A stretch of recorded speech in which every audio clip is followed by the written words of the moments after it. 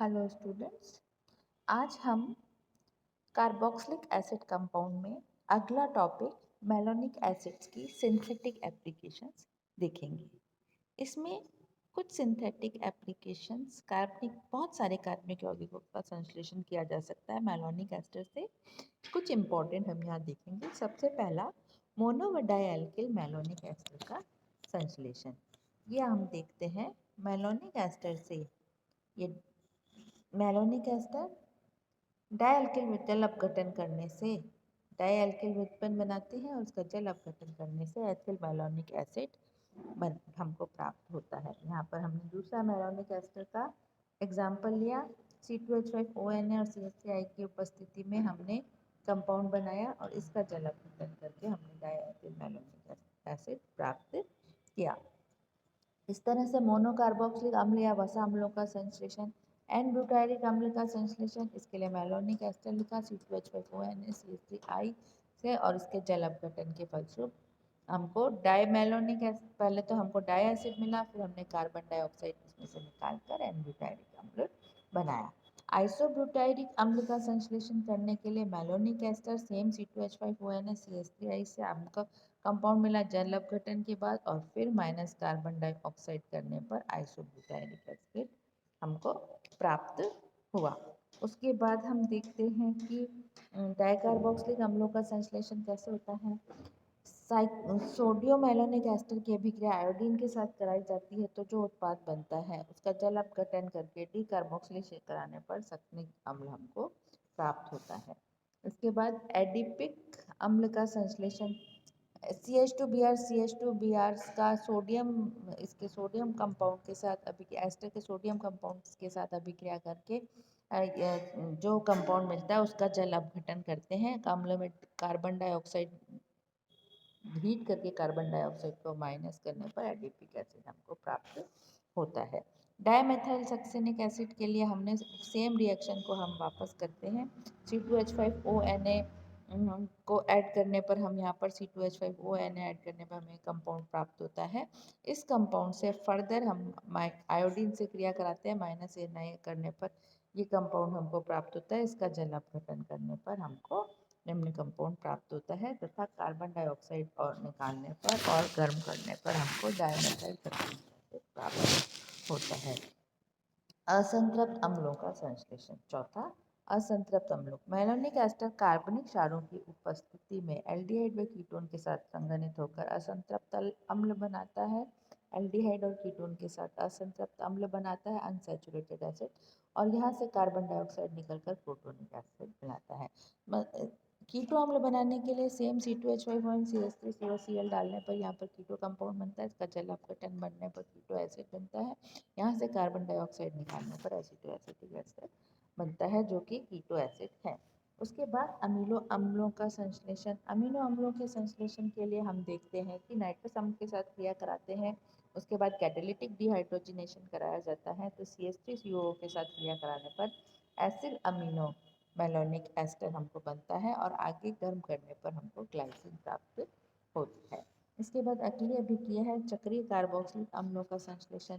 Die sodium malonate की 1,2-डाइब्रोमोमीथेन के साथ क्रिया कराने पर और फिर जल अपघटन कराकर डीकार्बोक्सिलेशन करने पर कार्बनिक डाइमेथिलीन कार्बोक्सिलिक अम्ल को प्राप्त होता है।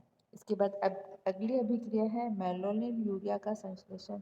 इसमें हम देखते हैं कि बारब्यूटाइरिक एसिड, हम यहाँ पर मेलोनिल यूरिया जिसको बारब्यूटाइरिक एसिड भी कहते हैं, यहाँ पर हमने मेलोनिक एस्टर का कीटो कंपाउंड लिया और उसकी मेलोनिक एस्टर की यूरिया के साथ अभिक्रिया कराई तो मेलोनिल यूरिया हमको प्राप्त होता है।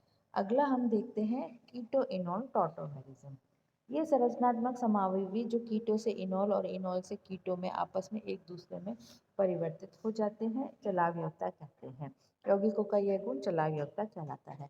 एल्डिहाइड कीटोन में अर्ध कार्बनिक यौगिक जैसे एस्टर आदि चलावयोग्यता दर्शाते हैं। इसमें से एक प्रोटॉन अल्फा कार्बन से कार्बोनिल ऑक्सीजन पर अभिगमन करता है और इनोल बनाता है। इनोल रूप में हाइड्रोजन परमाणु इनोलिक ऑक्सीजन से निकटवर्ती द्विबंधी कार्बन पर अभिगमन करके कीटो रूप में परिवर्तित हो जाता है। इस प्रकार कीटो इनोल रूप का अंतर परिवर्तन होता है। दोनों चलावयवी गतिक साम्य में उपस्थित होते हैं। यह समावयवता कीटो इनोल समावयवता कहलाती है। कीटो इनोल साम्य मिश्रण में एनएमआर स्पेक्ट्रोस्कोपी की सहायता से इनोल की मात्रा ज्ञात की जा सकती है। भिन्न भिन्न यौगिकों के लिए कीटो इनोल अनुपात भिन्न भिन्न होता है। कीटो इनोल प्रतिशतता ब्रोमीन अनुपात से भी ज्ञात की जा सकती है। एसीटोन एक कीटो इनोल है और इस एसिटो एसिटिक एस्टर जो कीटो रूप है और इसका ये इनोल रूप है। एसिटिल क्लोराइड का ये कीटो रूप है और ये इसका इनोल रूप है। तो कीटोन का कार्बोनिल समूह एस्टर के कार्बोनिल समूह से अधिक इलेक्ट्रॉन आकर्षी होता है। यही कारण है कि दो कार्बोनिल समूहों से युक्त एसिटिल एसीटोन में इनोल रूप संयुग्मी प्रभाव के कारण अधिक स्थायी हो जाता है तथा इनोल ग्रुप की प्रतिशतता 76% हो जाती है। यहाँ पर हम देखते हैं बीटा डाइकीटोन से इस इनोन से अंतर अणुक हाइड्रोजन बंध की उपस्थिति इससे अधिक स्थायी बनाती है। तो इस कंपाउंड में हम देखते हैं कि यहाँ से जो है हाइड्रोजन इधर आती है और डबल बॉन्ड इधर आता है, तो ये कंपाउंड मिलता है और इस हाइड्रोजन का अंत्य अणुक हाइड्रोजन बंध बनने से ये कंपाउंड की स्थायित्वता को बढ़ाता है। अतः विलायक की ध्रुवता बढ़ाने पर इनोन की प्रतिशतता बढ़ जाती है। तो डाइकीटोन में कीटो एस्टर का कीटो रूप इनोल की अपेक्षा अधिक ध्रुवीय होता है और विलायक की ध्रुवता बढ़ने पर इनोल की प्रतिशतता घट जाती है। तो यहाँ पर हमने देखा है कि ये विलायक है और परसेंटेज इनोल की विलेयता के ऊपर निर्भर करता है। इस तरह से प्रतिशत में इनोल बनने की संभावना बढ़ती जाती है। तो आज का चैप्टर में हमने देखा कि एसिटो एसिटिक एस्टर जो बनते हैं उसमें मेलिनो एसिटिक एस्टर की सिंथेटिक एप्लीकेशन क्या है। यहाँ पर हमको सीधा कई बार ये जो भी अम्ल हमने बनाए हैं उन अम्लों के नाम से, जैसे मेलोनिक अम्ल, डायमेथिल मेलोनिक अम्ल, ब्यूटायरिक अम्ल या हम कहते हैं एडिपिक अम्ल, सक्सनिक अम्ल कैसे बनाए जाते हैं, इस तरह के अभिक्रियाओं से जुड़े हुए प्रश्न यहाँ पर पूछ लिए जाते हैं। कीटो इनोल फॉर्म्स के बारे में शॉर्ट नोट पूछ लिया जाता है। तो ये हमारा आज का टॉपिक हुआ कार्बोक्सिलिक एसिड का मेलोनिक एसिटो एसिटिक एस्टर। आज हम यही खत्म करेंगे, नेक्स्ट क्लास में हम आगे बताएंगे।